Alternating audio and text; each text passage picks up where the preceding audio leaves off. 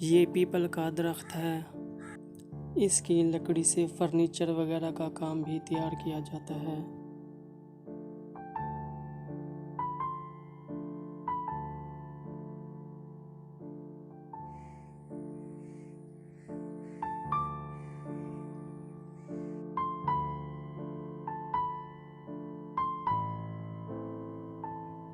یہ سفیدہ کا درخت ہے۔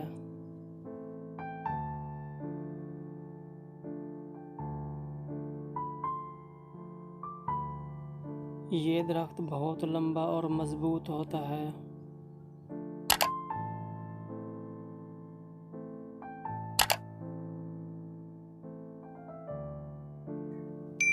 اس درخت کی جڑیں مضبوط ہوتی ہیں۔ اس کی شاخیں کم ہوتی ہیں اور زیادہ تر یہ سیدھا ہوتا ہے۔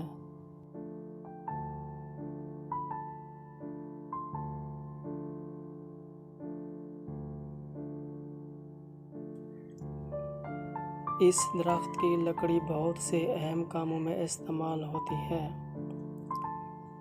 چونکہ اس درخت کی لکڑی سیدھی ہوتی ہے اور زیادہ تر اس کی لکڑی کو فرنیچر کے کام میں استعمال کیا جاتا ہے۔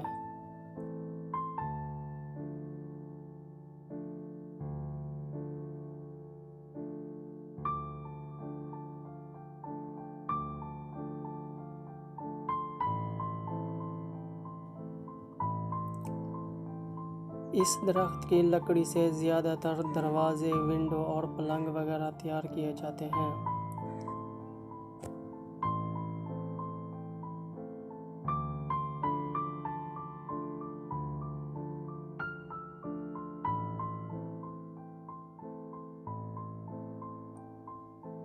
فرنیچر کے کام میں جہاں پر لمبی لکڑی کی ضرورت ہوتی ہے تو زیادہ تر اس درخت کا انتخاب کیا جاتا ہے۔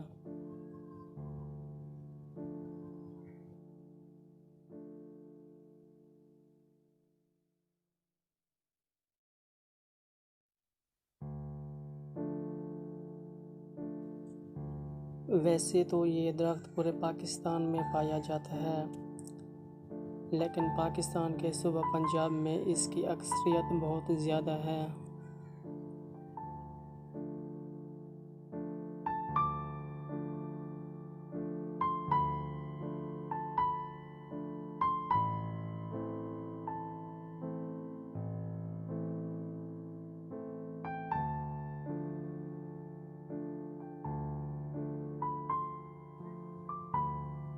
یہ بقائن کا درخت ہے۔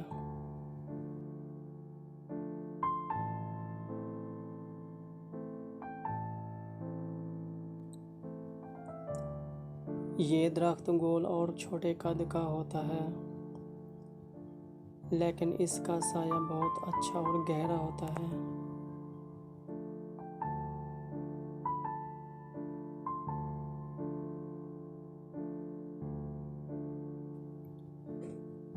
اس کے پتے چھوٹے اور بہت خوبصورت ہیں۔ اس کے پتے اور گٹھلی سے کچھ بیماریوں کا علاج ہوتا ہے۔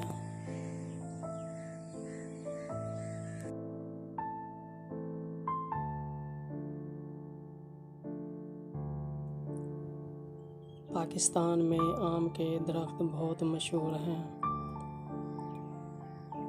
پاکستان میں آم کی بہت سی قسمیں ہوتی ہیں۔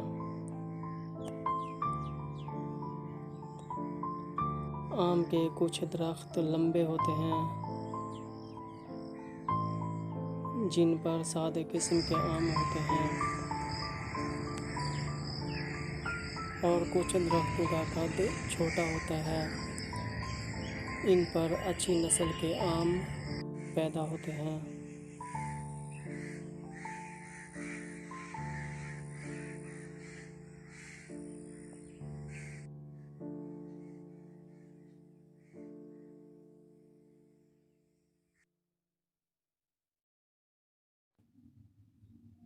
ابھی آم کے پھلوں کا موسم نہیں ہے، اس وجہ سے ان درختوں پر آم نہیں لگے ہوئے۔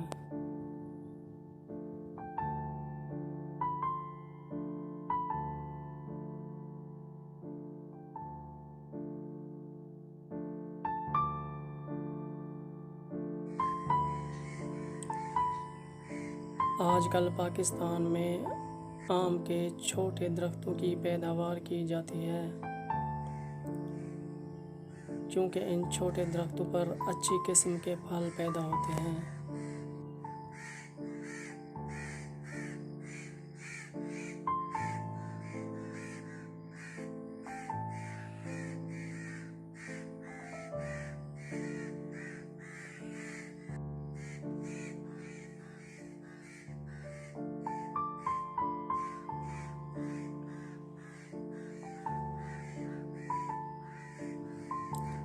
یہ سنبل کا درخت ہے۔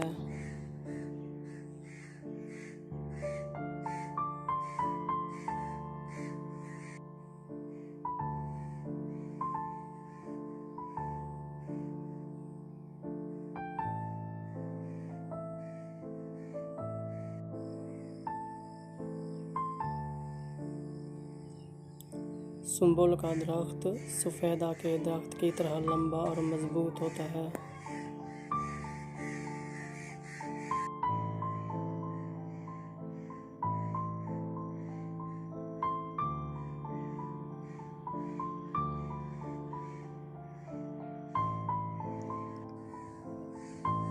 اس کا تنا کانٹے کی طرح نوکیلا ہوتا ہے۔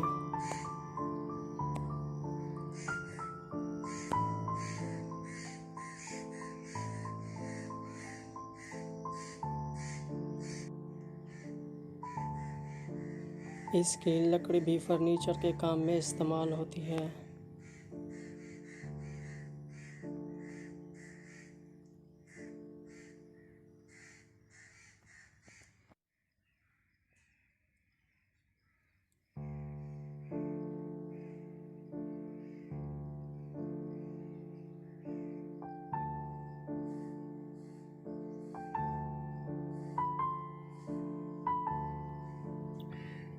پاکستان میں پاپلر کے درخت کی قسم بہت تیزی سے پھیل رہی ہے۔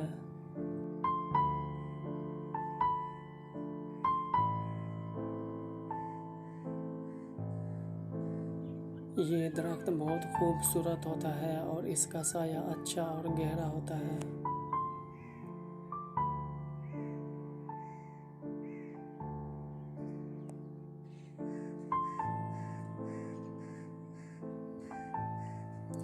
یہ بوہر کا درخت ہے۔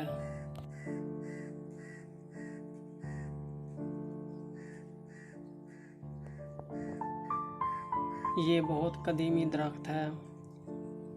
یہ پاکستان میں سب سے زیادہ موٹا اور مضبوط تصور کیا جاتا ہے۔ اس کا سایہ بہت لمبا ہوتا ہے اور گہرا ہوتا ہے۔ اس کے سایہ کے نیچے گرمی کا احساس بہت کم ہوتا ہے۔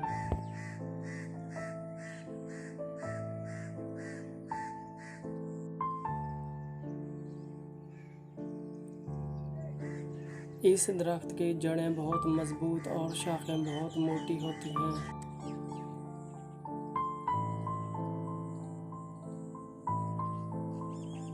کھیتوں کے بیچ میں نظر آنے والا درخت جامن کا درخت ہے۔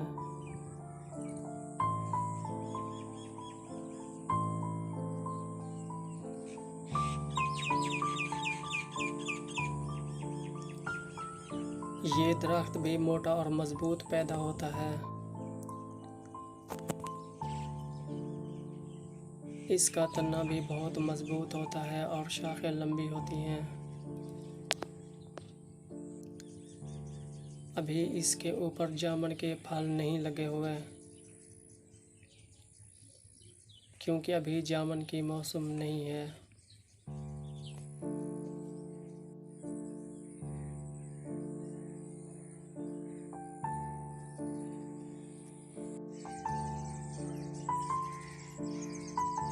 یہ لمبا درخت کھجور کا درخت ہے۔ پاکستان میں کھجور کے درخت کی بہت سی قسمیں ہیں۔ کچھ درخت زیادہ لمبے ہوتے ہیں اور کھجور کے کچھ درخت ایسے ہوتے ہیں جو چھوٹے ہوتے ہیں۔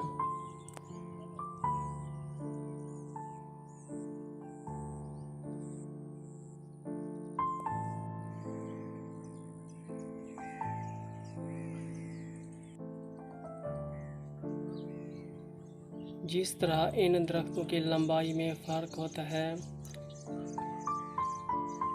اسی طرح ان سے پیدا ہونے والی کھجور بھی مختلف قسم کی ہوتی ہے۔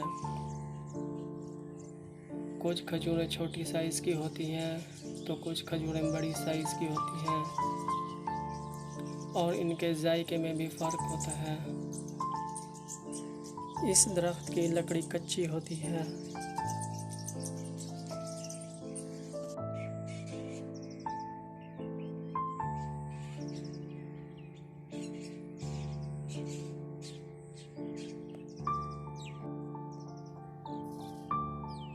یہ کیکر کا درخت ہے۔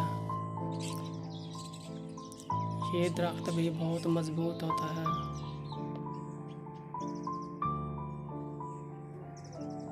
اس کی شاخوں پر کانٹے ہوتے ہیں۔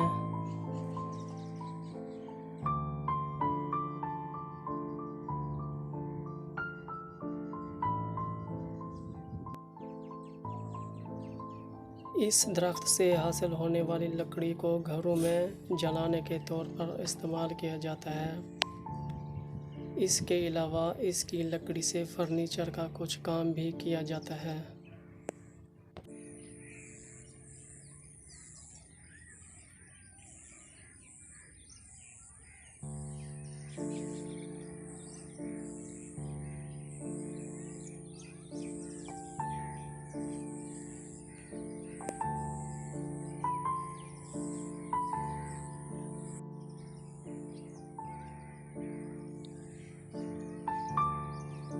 یہ بٹر بیج ٹری ہے۔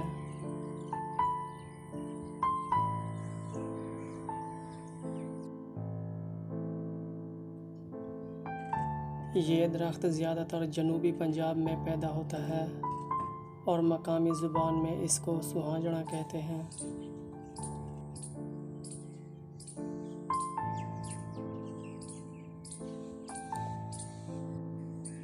اس درخت پر پیدا ہونے والی پھلیوں کو کھانے کے طور پر استعمال کیا جاتا ہے، اور یہ پھلیاں سردیوں میں پیدا ہوتی ہیں۔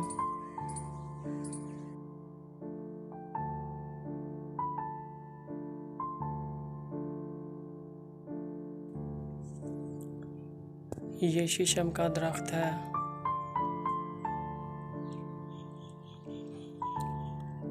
یہ درخت بھی زیادہ تر جنوبی پنجاب میں پیدا ہوتا ہے۔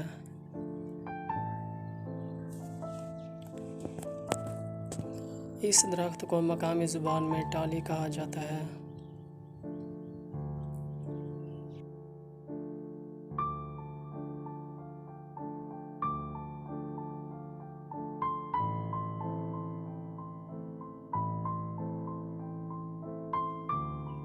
اس درخت کا سایہ بہت اچھا ہوتا ہے، اور اس سے حاصل ہونے والی لکڑی کو زیادہ تر گھروں میں جلایا جاتا ہے، اور کچھ لکڑی سے فرنیچر کا کام بھی لیا جاتا ہے۔